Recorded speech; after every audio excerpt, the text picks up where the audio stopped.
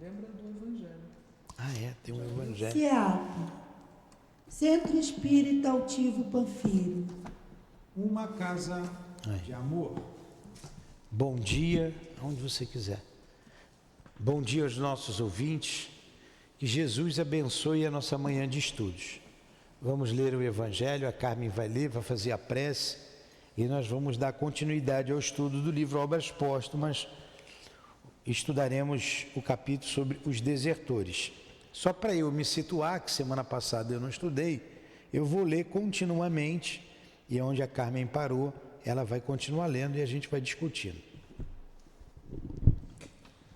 O Evangelho é o capítulo 13, que a vossa mão esquerda não saiba o que a vossa mão direita dá. O item é o 4, os infortúnios ocultos. Nas grandes calamidades, a caridade se manifesta e surgem generosos movimentos para reparar os desastres. Porém, ao lado desses desastres gerais, existem milhares de desastres particulares que passam despercebidos, como o das pessoas em seus leitos de dor, sem se queixarem. São esses infortúnios discretos e ocultos que a verdadeira generosidade sabe descobrir sem esperar que venham procurar ajuda.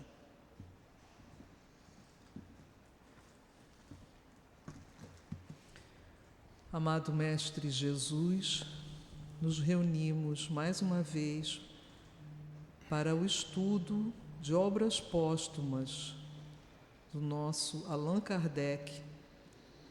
Pedimos o auxílio da espiritualidade amorosa e amiga desta casa, que nos intuam, que nos amparem, para que possamos discorrer sobre o assunto de forma clara a todos entenderem. Obrigada, Mestre amado, obrigada, Pai de todos nós, por mais esse estudo, por mais essa oportunidade de sermos úteis uns aos outros. Graças a Deus. Graças a Deus. Em nome do amor, do nosso amor Lourdinha, em nome do amor de Kardec por nós e pela humanidade, iniciamos então, em nome do teu amor e do amor de Deus, nosso Pai, os estudos desta manhã. Que assim seja. Então vamos lá. Os desertores. Eu vou então, como disse, reler o que a Carmen já explicou. Se todas as grandes ideias tiveram seus apóstolos fervorosos e devotados, mesmo as melhores tiveram também seus desertores. O Espiritismo não podia escapar às consequências da fraqueza humana. Ele teve os seus. E a esse respeito não serão inúteis algumas observações. Então a gente vê um Valdo Vieira, por exemplo, foi um desertor, tantos outros. No princípio, muitos se equivocaram sobre a natureza e o objetivo do Espiritismo e não lhe perceberam o alcance. Antes de tudo, ele excitou a curiosidade. Muitos não viram nas manifestações senão assunto de distração. Eles se divertiram com os espíritos, enquanto estes quiseram diverti-los. Era um passatempo, frequentemente, um complemento das reuniões familiares, como acontece com as crianças brincando com um copo, com um compasso nas escolas. Esta maneira de apresentar a coisa, no princípio, era uma tática hábil da parte dos espíritos. Sob a forma de divertimento, a ideia penetrou por toda parte e semeou germens, sem amedrontar as consciências timoratas. Brincaram com a criança, mas a criança devia crescer. Interessante, Kardec, né, vai aumentando aqui o grau de compreensão das manifestações. Quando os espíritos engraçados sucederam os espíritos sérios, moralizadores, quando o espiritismo se tornou ciência, filosofia as pessoas superficiais não o acharam mais divertido. Para aqueles que se preocupam, sobretudo com a vida material, era um censor aborrecido e incômodo que mais de um colocou de lado. Não há que lamentar esses desertores, pois as pessoas frívolas são em toda parte pobres auxiliares. Todavia, esta primeira fase não foi tempo perdido, bem longe disso. Graças a esse disfarce, a ideia popularizou-se 100 vezes mais do que se ela tivesse revestido desde a origem uma forma severa. Mas desses meios levianos e negligentes saíram pensadores sérios. Olha o objetivo, né? O trabalho bem elaborado. Estes fenômenos postos à moda pelo atrativo da curiosidade, tornados uma admiração, tentaram a cupidez das pessoas à cata do que é novidade, na esperança de aí encontrar uma porta aberta. As manifestações pareciam uma matéria maravilhosamente explorável, e mais de um pensou em fazer dela um auxiliar de sua indústria. Outros aí viram uma variante da arte da adivinhação, um meio talvez mais seguro do que a cartomancia, a quiromancia, a borra de café e etc, etc, para conhecer o futuro e descobrir as coisas ocultas, pois, segundo a opinião corrente, os espíritos deviam tudo saber. Desde que essas pessoas viram que a especulação escapava por entre as mãos e dava em mistificação, que os espíritos não vinham ajudá-los a fazer fortuna, dar-lhes os números certos na loteria, dizer-lhes a boa sorte verdadeira, fazer-lhes descobrir tesouros ou recolher heranças, dar-lhes alguma boa invenção frutuosa e que pudesse ser patenteada, suprir a sua ignorância e dispensá-los do trabalho intelectual e material, os espíritos não serviram para nada, e suas manifestações não eram senão ilusões. Com certeza, a Carmen falou bem sobre isso. Isso aí. Tem muita coisa aqui, né, para se falar, e você falou. Tanto enalteceram o Espiritismo, enquanto tiveram a esperança de tirar dele um proveito qualquer, quanto o denegriram quando veio o desapontamento. Mais de um dos críticos que o achincalham tê-lo-iam elevado às nuvens se ele lhe tivesse feito descobrir um tio rico na América ou ganhar na bolsa. É a mais numerosa categoria de desertores, mas concebe-se que não se pode conscienciosamente qualificá-los de espíritas. Só antes da gente prosseguir, a gente tem que olhar para a gente e saber, né, da nossa posição, para que a gente não deserte. Vimos muitos companheiros desertarem da casa espírita que nós trabalhamos e professarem uma outra ideia filosófica, uma outra ideia completamente adversa que nós propagamos, estudamos na doutrina espírita. Como dissemos, por exemplo, o Valdo Vieira. Nós vimos a Exíbia Gaspareto, nós vimos tantos outros, inclusive amigos nossos, desertarem. Que não sejamos desses. Esta fase teve igualmente sua utilidade, mostrando que não se devia esperar do concurso dos espíritos. Ela deu a conhecer o objetivo sério do espiritismo e depurou a doutrina. Os espíritos sabem que as lições das experiências são as mais proveitosas, se desde o princípio eles tivessem dito: não peçais tal ou qual coisa, porque nada conseguireis. Talvez não se tivesse acreditado neles. É por isso que deixaram fazer, a fim de que a verdade saísse da observação. Estas decepções desencorajaram os exploradores e contribuíram para diminuir o número deles. São os parasitas que eles livraram do espiritismo e não adeptos sinceros. Então, quando sai alguém da casa como desertor, ou que os espíritos afastam da casa, olha como Kardec aqui é tão sincero com isso, chamando essas pessoas de parasitas. Foram e trouxeram alívio para a doutrina. Certas pessoas mais perspicazes que outras entreviram um homem na criança que acabava de nascer e tiveram medo, como Herodes teve medo do menino Jesus. Como não ousassem atacar de frente o espiritismo, arranjaram agentes que o abraçaram para asfixiá-lo.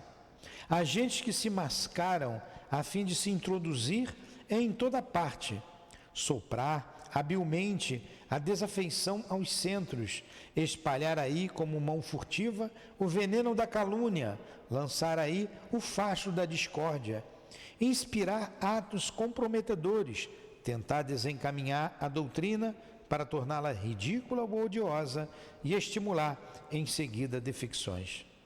Outros são ainda mais habilidosos, pregando a união, semeiam a divisão. Expõem habilmente questões irritantes e ofensivas, excitam um ciúme de preponderância entre os diferentes centros. Ficariam encantados de vê-los apedrejarem-se e erguer bandeira contra bandeira a propósito de algumas divergências de opiniões sobre certas questões, de forma ou de fundo, as mais das vezes provocadas. Todas as doutrinas tiveram seus Judas.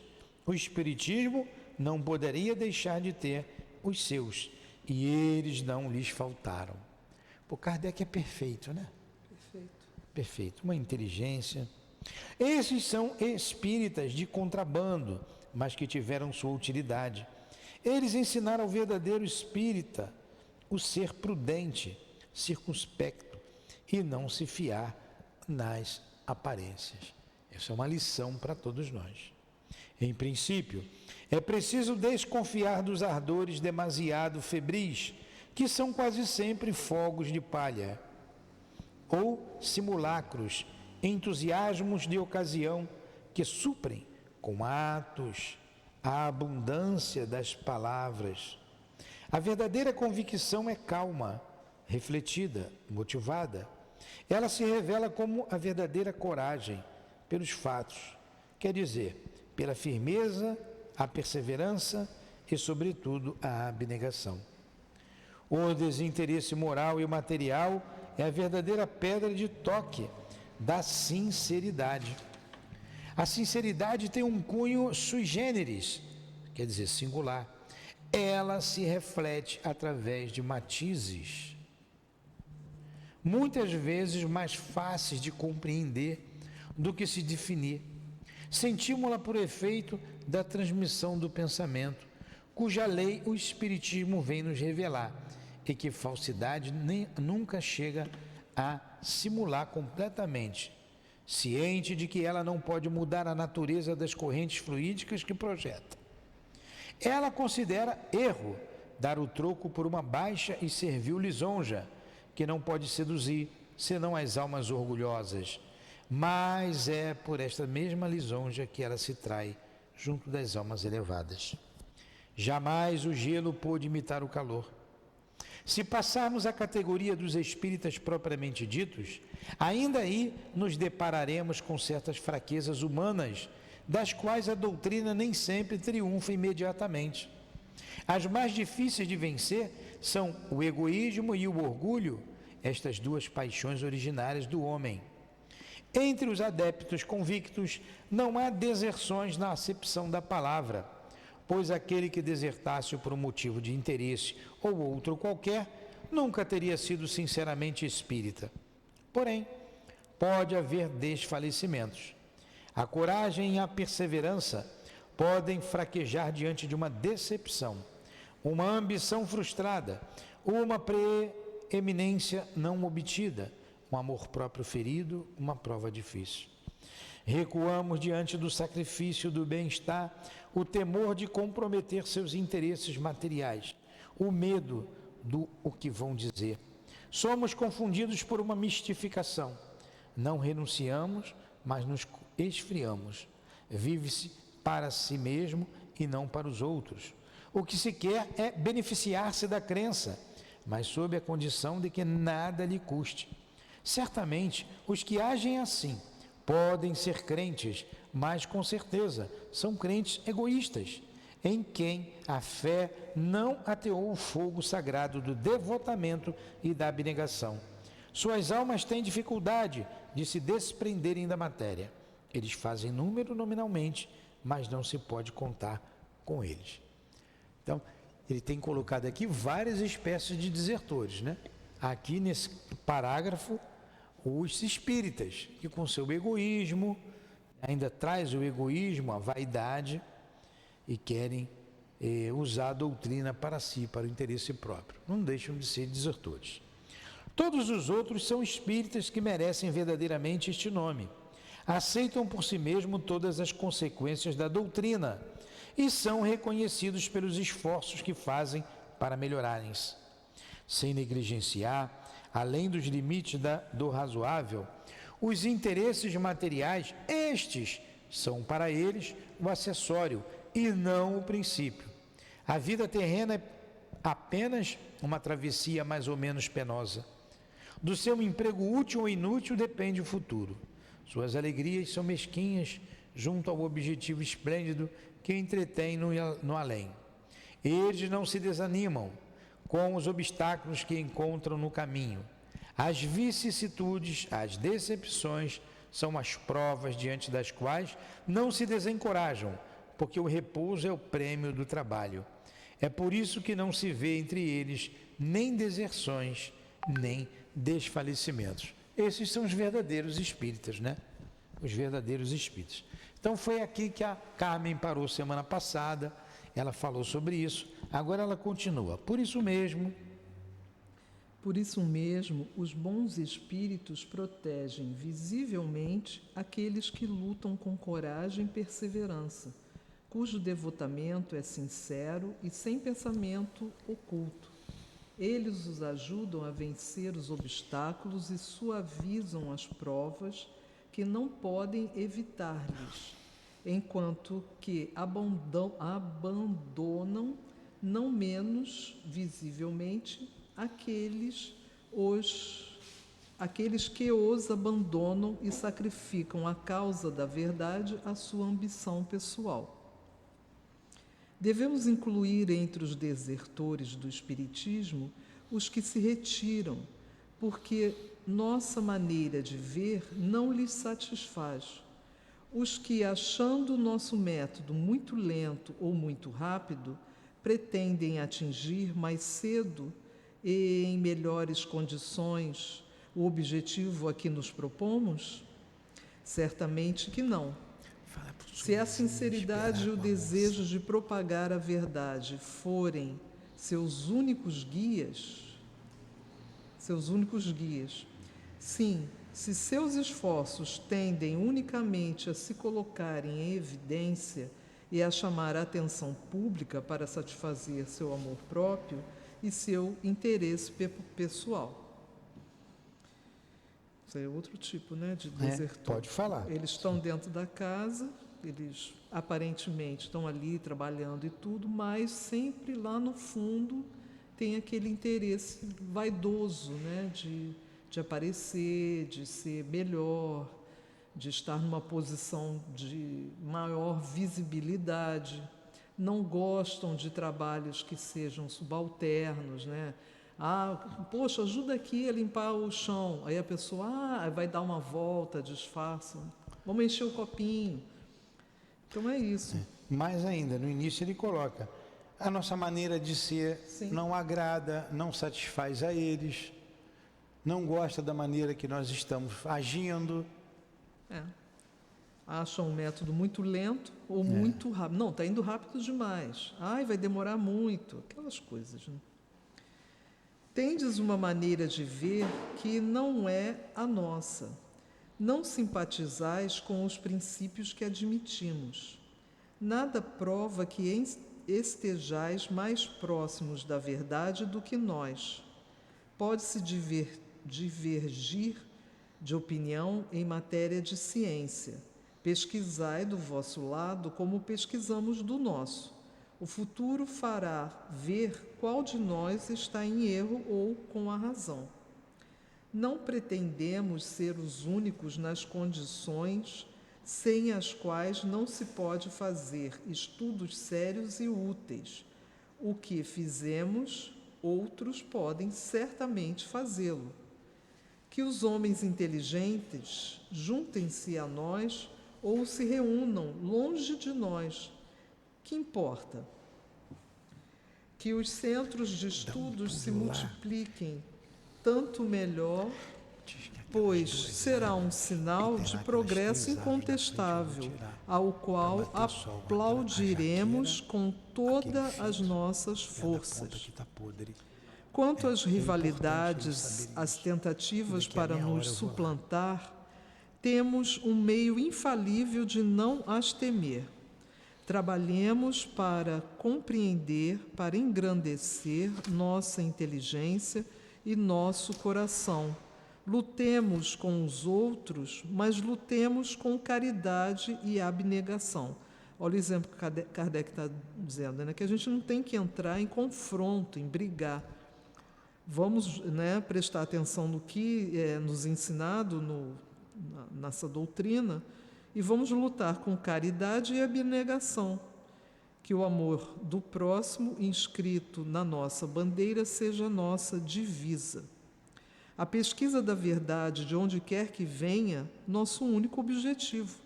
O Espiritismo não tem medo de outros estudos da ciência, não tem medo. É um alento saber que outros pesquisam, outros buscam as verdades, buscam se melhorar. Com tais sentimentos, enfrentaremos a zombaria dos nossos adversários e as tentativas dos nossos competidores. Se nos enganarmos, não teremos o tolo amor próprio de nos obstinarmos em ideias falsas. Mas se há princípios sobre os quais estamos seguros de nunca nos enganarmos, é o amor do bem, a abnegação, a abjuração de todos os sentimentos de inveja e de ciúme. Estes princípios são os nossos. Vemos neles o elo que deve unir todos os homens de bem, qualquer que seja a divergência de suas opiniões. Somente o egoísmo e a má-fé erguem barreiras intransponíveis entre eles. Então temos que ter sentimento fraterno. Não há disputas, não pode haver disputas entre grupos, né? Hoje a gente chama casas espíritas. Hoje você vê que Kardec está escrevendo aqui, porque na época dele tinha tudo isso, no princípio da doutrina. E hoje você ainda vê divergência. Né? Você vê aí um grupo que pensa diferente e está indo contra ao que trouxe Kardec.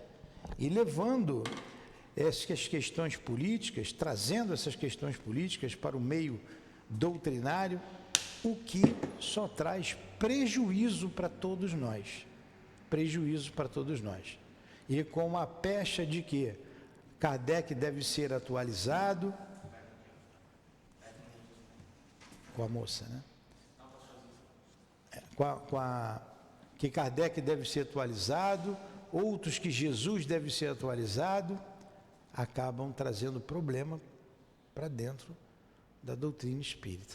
Muitos querem tirar Jesus da doutrina. É uma coisa assim absurda, mas a gente vê isso. Eles querem a coisa intelectual, só a parte científica, né? Jesus é muito ultrapassado, digamos assim. Né? E Kardec está, então, trazendo para a gente ter cuidado com tudo isso. Sim, né? A gente tem que ficar atento. A moça foi embora? Mas qual será a consequência deste estado de coisas? Indubitavelmente, a astúcia dos falsos irmãos poderá trazer algumas perturbações parciais. Espera, deixa eu ler de novo. Vou ler a pergunta, você continua. Mas qual será a consequência deste estado de coisas? Indubitavelmente, a astúcia dos falsos irmãos poderá trazer algumas perturbações parciais. É por isso que é preciso fazer todos os esforços para tanto quanto possível, frustrá-los, mas estas perturbações durarão necessariamente apenas algum tempo e não poderiam ser prejudiciais ao futuro. Primeiro, porque elas representam uma manobra da oposição que cairá pela força das coisas. Além disso, não importa o que digam e o que façam, não se poderia tirar da doutrina seu caráter distintivo, sua filosofia racional e lógica, sua moral consoladora e regeneradora. Hoje, as bases do Espiritismo estão colocadas de uma maneira inabalável. Os livros escritos sem equívoco e colocados ao alcance de todas as inteligências serão sempre a expressão clara e exata do ensino dos espíritos e o transmitirão intacto àqueles que vierem depois de nós. Impressionante, né? Como a constatação jamais poderia ser tão atual Como hoje. Isso no século XIX. parece que foi escrito hoje. Aí vocês vejam que nunca é demais o que tem constantemente repetido aqui nos nossos estudos, internos e externos, mas interno principalmente. Kardec e Jesus. Jesus e Kardec. Nós temos a obrigação de manter límpida a doutrina espírita, dar prosseguimento, como fez Leon Denis. Essa é a nossa missão. Está no nosso estatuto, divulgação da doutrina espírita. Sim. Pode ter 0 encarnado aqui, vamos continuar fazendo tudo o que estamos fazendo. Você não fica zangada comigo, tá? Não fica zangada, porque não era para você. Porque se deixar, toma conta e desvirtua tudo. Desvirtua tudo. Então, é para continuar estudando, é para continuar divulgando e preservando a pureza doutrinária. Está Kardec bem claro em Obras Póstumas aqui. Esse livro foi lançado pelo homem, ele não pretendia isso. Aqui eram anotações que ele deixou sobre a mesa dele. E eles então trouxeram essas anotações. Olha o que ele diz aqui nesse pedaço aqui, no meio do parágrafo, quando ele coloca aqui, ó: não importam o que digam e o que façam, não se poderia tirar da doutrina seu caráter distintivo, sua filosofia racional e lógica, sua moral consoladora e regeneradora. Não pode tirar isso. E alguns, por interesses políticos, por interesses pessoais, por questões morais, estão querendo imiscuir, como fizeram com o cristianismo, as suas ideias próprias, o seu personalismo. E a dona Ivone, ela sempre coloca, sempre usou várias vezes a seguinte frase: não pode haver personalismo na doutrina espírita, porque é uma doutrina. Eu sigo ou não aquela doutrina. A gente muitas vezes, eu gosto da definição, porque aí eu não erro palavra nenhuma. O que é uma doutrina? Está aqui no dicionário: conjunto coerente de ideias fundamentais a serem transmitidas e ensinadas. Conjunto coerente de ideias fundamentais a serem transmitidas e ensinadas. Conjunto de ideias básicas contido, número 2, num sistema filosófico, político, religioso, econômico.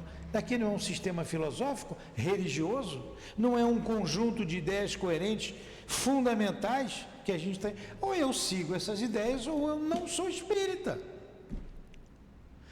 Para eu ser espírita, eu preciso seguir essas ideias fundamentais. E onde está o fundamento da doutrina espírita? Nas obras básicas. Livro dos Espíritos, primeira e a mais importante. Livro dos Médiuns, continuação do Livro dos Espíritos, segunda parte do Livro dos Espíritos. O Evangelho segundo o Espiritismo faz parte da terceira parte dos Livros dos Espíritos, das Leis Morais. O livro Céu e Inferno, quarta parte do Livro dos Espíritos, nas Penas e Consolações. E a Gênese, primeira parte do Livro dos Espíritos. Então você tem ali esses 5 livros fundamentais, que é a doutrina básica. Além deles, você tem esses, são considerados o Pentateuco. Você tem a Revista Espírita, você tem o que é o Espiritismo. E obras postas. E obras póstumas que nós estamos estudando. Você não pode sair disso. Você não pode sair disso. Esse é o conjunto de ideias fundamentais da doutrina espírita. Ou você é espírita e segue essas ideias, ou você não é. Aí você vai ser qualquer coisa, outra que você quiser. Ah, o Centro Espírita Terreiro do Caboclo Pena Verde. Pegando um nome fictício. Ah, o Centro Espírita Vovó Maria das... Não é Centro Espírita. Centro Espírita, vamos ler aqui a definição de doutrina novamente. É doutrina. Conjunto coerente de ideias fundamentais a serem transmitidas e ensinadas. Quais são, onde está baseadas as ideias fundamentais? No Pentateuco. Então você não pode ver isso. Não importa o que digam, que façam, ou que não se poderia tirar da doutrina seu caráter distintivo, sua filosofia racional e lógica, sua moral consoladora e regeneradora. Você não pode sair disso, senão não é doutrina espírita. É o que eu disse ontem aqui para vocês, ou hoje, nem me lembro mais, acho que foi ontem de noite. Você sai disso, eu não concordo, o que eu vou fazer? Deixa o grupo, eu estou fora. Você não concorda porque eu estou colocando ideias que não estão aqui nos preceitos doutrinários, você se afasta, você vai procurar outro centro. É o que acontece com os guias sérios. E eles já falaram para a gente, como falaram para o altivo. A hora que a gente não seguir a doutrina, eles se afastam. Viram outros espíritos que concordam com você, que vão lisonjear o teu orgulho, a tua vaidade. Porque quando você coloca o teu interesse pessoal com a tua interpretação, você conspurca a ideia mãe, a ideia básica, a ideia básica fundamental. Então, como dizia aqui a Dona Ivone, não há que colocar o nosso interesse pessoal. Como é que é? É a nossa interpretação. Você vai interpretar o que está aqui, mas não é a palavra que eu usei.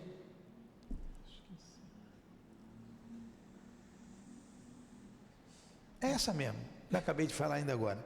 Então, tem que seguir esses preceitos doutrinários, senão é tudo ou qualquer coisa, menos doutrina espírita.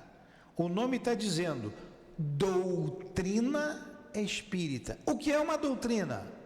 Conjunto, isso aqui a gente tem que saber de cabeça, senão entra o nosso interesse pessoal. Conjunto coerente de ideias fundamentais a serem transmitidas e ensinadas. 2. Conjunto das ideias básicas contidas no sistema filosófico, político, religioso, econômico, etc. Que é o nosso caso, sistema filosófico e religioso, que está onde? No Pentateuco. Dúvidas? Dúvida?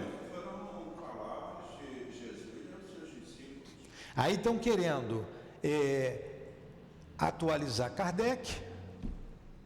Respeitamos a cabeça. Atualizar, depois de tudo que a gente acabou de ler. Depois de tudo que a gente acabou de ler. Pois é, como atualizar? Ele é você super será atual. chamado desertor, como disse o nosso irmão altivo. Sim. Newton, imagine você chegar no mundo espiritual e ser chamado de desertor. Ele falou para mim. Imagina. Mas ele não falou só para mim, ele tinha uma turma inteira. Como tudo ele me pegava para exemplo, né? Às vezes eu não sabia quando era para mim, quando não era, quando era para todo mundo, né? porque eu não ligava, ele falava para mim, nós éramos amigos. Eu continuo aí, Carmen. Muito coerente esse estudo, né? Maravilhoso. É preciso não perder de vista que estamos no momento de transição e que nenhuma transição se opera sem conflito. Óbvio, né? Daquela época ele já dizia isso. Já estava na transição. Já estava. Vamos lá. Ninguém deve, pois, se espantar de ver agitarem-se certas paixões, as ambições comprometidas, os interesses feridos, as pretensões frustradas, mas, pouco a pouco, tudo isso se extingue, a febre se abranda, os homens passam, as ideias novas permanecem. Espíritas, se quereis ser invencíveis, sede benévolos e caridosos. O bem é uma couraça contra a qual virão sempre se quebrar as manobras da malevolência. É isso aí. Então vamos lá. É preciso não perder de vista que estamos no momento de transição. A gente continua nesse momento de transição. É um processo. Que começou com o lançamento do Livro dos Espíritos. Sim, claro. E segundo o Chico, vai terminar em 1857, né? O Divaldo fala isso. Agora, para você não se frustrar, você não se perder nesses que atacam a doutrina espírita, que nos atacam, esses desertores, pediu para a gente ficar, se a gente quiser ser invencível contra isso tudo, sejamos benevolentes e caridosos. É a couraça que a gente tem que ter, a benevolência e a caridade. E Kardec termina aqui. Nada, pois, temamos. O futuro nos pertence. Deixemos nossos adversários debaterem-se sob o amplexo da verdade, que os ofusca. Toda oposição é impotente contra a evidência que triunfa inevitavelmente pela força mesma das coisas. A vulgarização universal do Espiritismo é uma questão de tempo, e neste século o tempo marcha a passo de gigante, sob a impulsão do progresso. Olha só, é uma questão de tempo. O Kardec até pensava diferente, ele era tão entusiasmado com a doutrina que ele falou assim, isso rapidamente vai se expandir pelo mundo inteiro. Já no século que ele estava. Que ele estava. Então você vê aí que a gente está hoje aí com 160 anos de doutrina, já se expandiu bastante, mas ainda não o suficiente para haver uma modificação na humanidade. E o objetivo é esse, a transformação moral da humanidade. Esse é o objetivo da doutrina. Perguntas? Então vamos continuar, vamos terminar. Aí tem uma nota aqui. Tá, nota. Isso aqui tudo foi Kardec quem escreveu. Agora vamos ver aqui. Publicamos como complemento desse artigo uma instrução dada sobre o mesmo assunto por Allan Kardec, logo que entrou no mundo dos espíritos. Pareceu-nos interessante para os nossos leitores juntar as páginas eloquentes e viris que precedem a opinião atual do organizador por excelência de nossa filosofia. Então, Kardec desencarnou em março de 1869. Sim. Né? A Gênesis foi lançada em 69, o último livro, depois ele desencarnou. Isso aqui foi um apanhado que estava na sua escrivaninha e publicaram o Obras Póstumas. E em novembro, março para novembro, quantos meses? Abril, maio, junho, julho, agosto, setembro, outubro, novembro, a gente não erra. 8 meses. 8 meses. 8 meses depois tem essa carta aqui de Allan Kardec como espírito. Paris, novembro de 1869. Quando me encontrava corporalmente entre vós, eu dizia frequentemente que haveria de fazer uma história do Espiritismo que não seria destituída de interesse. Ainda hoje é minha opinião. E os elementos que eu havia reunido Com esse objetivo, poderão servir um dia à realização da minha ideia.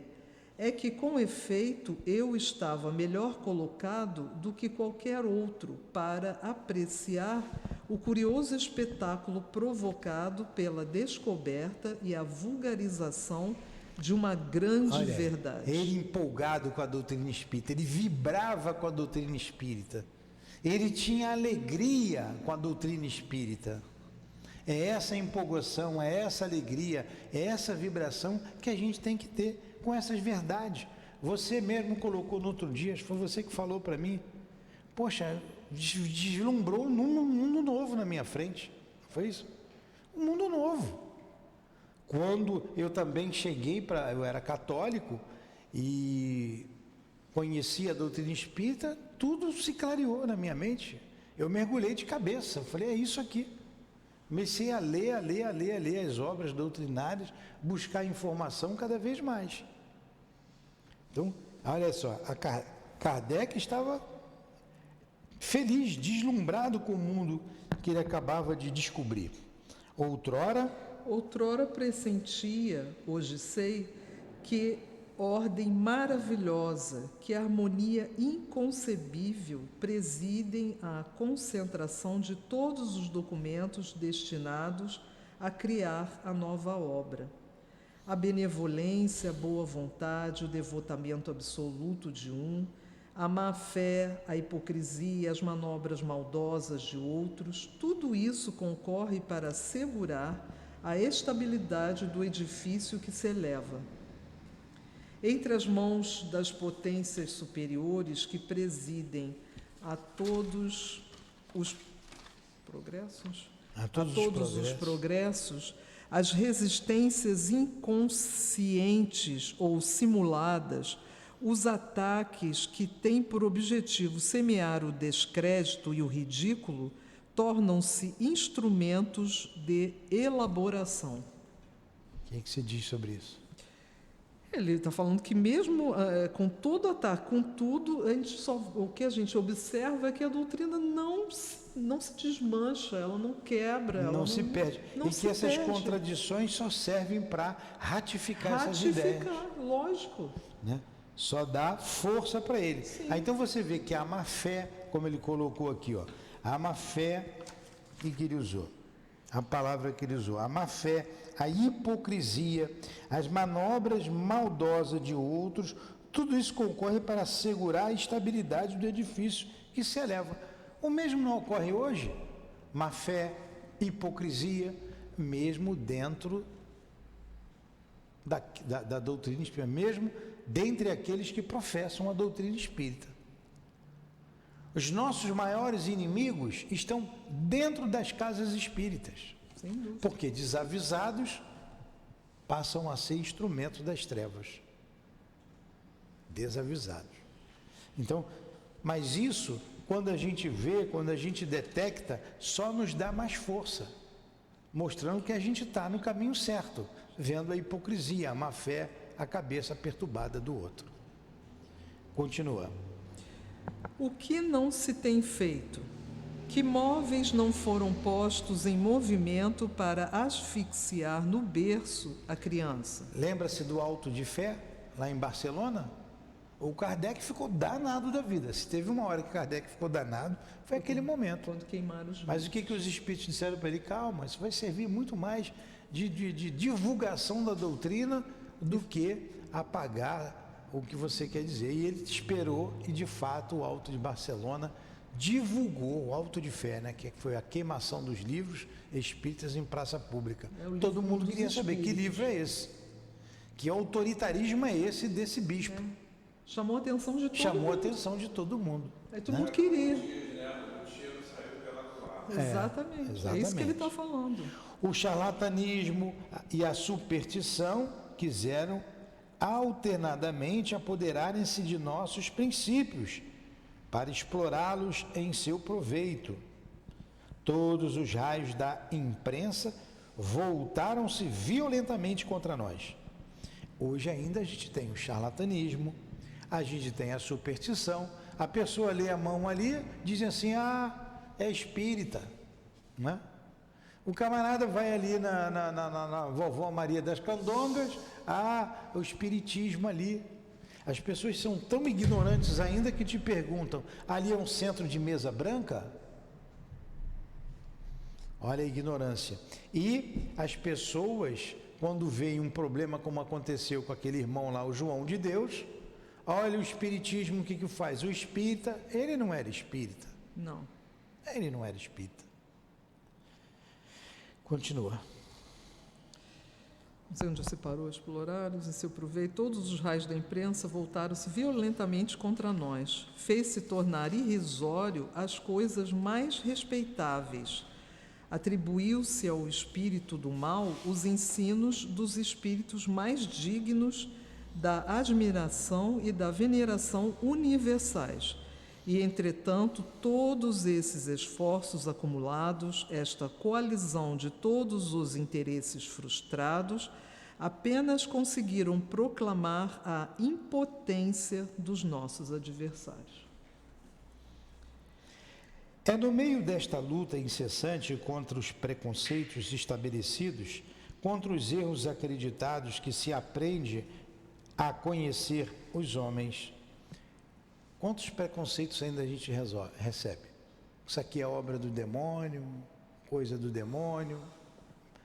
Inacreditável hoje alguém falar desse assunto. Eu sabia, consagrando-me à minha obra predileta, que me expunha ao ódio, à inveja e ao ciúme dos outros. A estrada se achava semeada de dificuldades que incessantemente se renovavam. Nada podendo contra a doutrina, atiravam-se ao homem. Como Kardec sofreu, hein? Nossa. Mas, deste lado, eu era forte, pois havia renunciado à minha personalidade. Olha que coisa linda. Agora lembrei da palavra que a Dona Ivone sempre usou.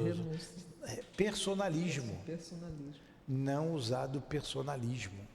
Aí você conspurca a ideia. Aí a gente lembra de Leon Denis. A gota de chuva que cai sobre a folha continua uma pérola, mas quando cai sobre o barro, vira lama. O futuro do espiritismo será aquilo que os homens fizerem dele. Exatamente. Olha a nossa responsabilidade. Isso é Leon Denis, no livro No Invisível, logo na página de rosto ali do livro. Me dá uma vontade de estudar de novo No Invisível aqui. Ué, por que não? Quando acabar o problema do ser. Que me importavam as tentativas da calúnia? Minha consciência e a grandeza do objetivo faziam-me esquecer de boa vontade as sarças e os espinhos do caminho. Os testemunhos de simpatia e de estima que recebi daqueles que me souberam apreciar foram a mais doce recompensa que jamais ambicionara. Mas que pena! Quantas vezes teria sucumbido sob o peso da minha tarefa se o afeto e o reconhecimento do maior número não me tivessem feito esquecer a ingratidão e a injustiça de alguns. Pois se os ataques dirigidos contra mim encontraram-me sempre insensível, devo dizer que fui penosamente afetado todas as vezes em que encontrei falsos amigos entre aqueles com quem mais contava. Olha só como Kardec sofreu com os falsos amigos.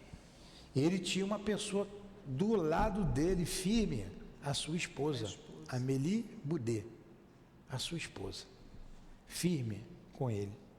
Continua. Olha o tempo lá, né? Hã? Claro. Vamos parar? Não, vamos terminar essa carta dele. Falta só um pedacinho. Quer terminar? Curta resposta aos detratores, a gente para ali, Tá. que é a última. Se é justo lançar uma censura sobre aqueles que tentaram explorar o espiritismo ou desnaturá-lo nos seus escritos, sem ter feito um estudo prévio, como são culpados aqueles que, depois de lhe terem assimilado todos os princípios, não contentes de se retirarem do convívio, voltaram contra ele seus esforços? É, sobretudo, para os desertores desta categoria que é preciso implorar a misericórdia divina, pois apagaram voluntariamente a tocha que os iluminava e com a ajuda da qual podiam esclarecer os outros. Então ele diz que os piores ainda eram aqueles que assimilaram, aprenderam, estudaram e mesmo assim voltaram contra. Saíram falando mal. Saíram falando mal. É aquele que sai da casa espírita falando mal da casa. Sai da doutrina falando mal da casa. De vez em quando você fala assim, ex-médium espírita. Nunca fui médium espírita. Nunca. Um desertor, né? É. Desde o meu retorno ao mundo dos espíritos, é aqui? Não, eles não tardam a perder a proteção dos bons espíritos. E conforme a triste experiência que temos feito, vemo-los logo chegarem de queda em queda às mais críticas situações.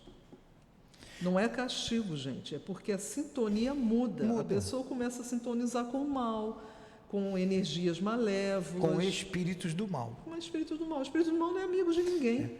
Não é amigo de ninguém. Como é que você pode estar aqui dentro da casa trabalhando com raiva de alguém? Com raiva do diretor da casa, com raiva... Ele está sendo um instrumento de espíritos maus. Ele está sendo um desertor. Desde o meu retorno ao mundo dos espíritos, revi um certo número desses infelizes. Arrependem-se agora.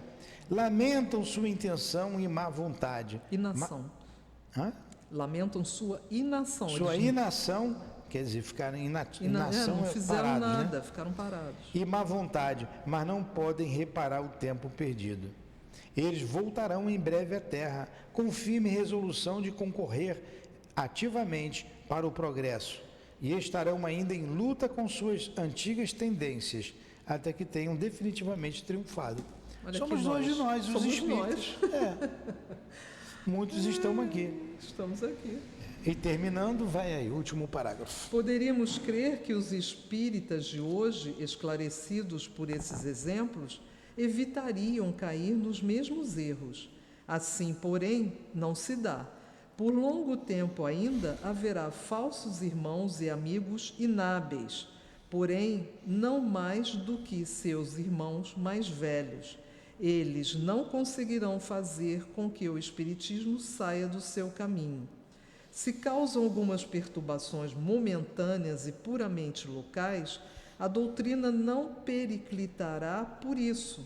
Ao contrário, os espíritas transviados logo reconhecerão seu erro e virão concorrer com um novo ardor na obra, por um instante menosprezada, e agindo de acordo com os espíritos superiores que dirigem as transformações humanitárias, avançarão a passos rápidos para os tempos felizes prometidos à humanidade regenerada. Então, é isso aí, gente. Muito bom esse estudo, né? A coerência, a inteligência de Kardec, preciso em suas colocações. Vai lá, faz a prece, por favor. Não faz você, né?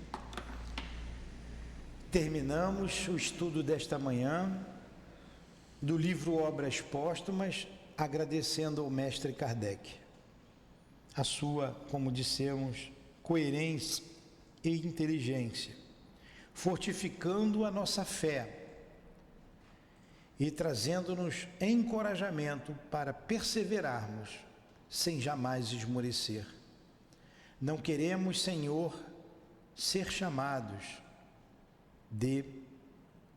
chamados de desertores. Fortifica-nos o ânimo e a coragem, junto com Allan Kardec, para levarmos adiante esta doutrina que liberta as nossas consciências de amarras antiquíssimas, vestutas, que precederam as existências, as nossas existências. Salve Kardec, salve o teu Evangelho, Senhor.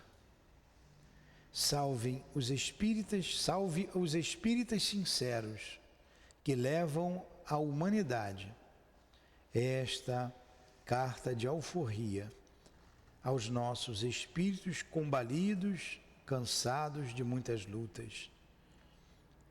Muito obrigado, do fundo dos nossos corações. Que Deus te abençoe, querido amigo. Que Deus abençoe a todos os espíritas sinceros, encarnados e desencarnados. Que Deus abençoe a Leon Denis. Que Deus abençoe ao altivo, a esta casa e aos guias que dirigem a nossa casa de amor. Que Deus abençoe a todos nós e que sigamos com os nossos propósitos orientados pelo mais alto, orientados pelos nossos irmãos, pelo altivo e todos os irmãos que estão aqui junto a nós, orientados por Ti, Jesus. Em nome desses queridos espíritos, em nome do amor que vibra nesta casa, em nome do nosso amor, Lourdinha, do Teu amor, Jesus, do amor de Kardec pela humanidade, de Leon Denis, mas acima de tudo, em nome do amor de Deus, nosso Pai, que damos por encerrados, Senhor, encerrados os estudos da manhã de hoje. Que assim seja.